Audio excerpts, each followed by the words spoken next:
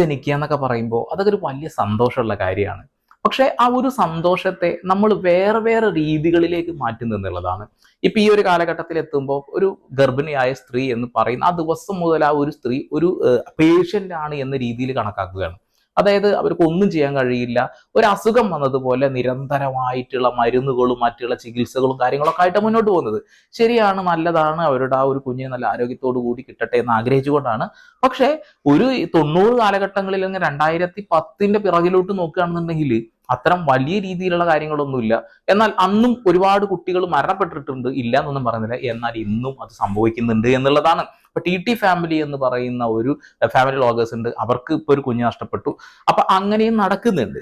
പക്ഷെ ഈ ഒരു കാലഘട്ടത്തിൽ ഇതൊരു റീൽസിനുള്ള ഒരു വകുപ്പായിട്ട് മാറുന്നു എന്നുള്ളതാണ്. പ്രഗ്നന്റ് ആയി കഴിഞ്ഞു കഴിഞ്ഞാൽ ആ വയറൊക്കെ കാണിച്ചു കൊണ്ടുള്ള വീഡിയോസും മറ്റുള്ള കാര്യങ്ങളൊക്കെ സോഷ്യൽ മീഡിയയിൽ ഇട്ടിട്ട് വൈറലാവുന്ന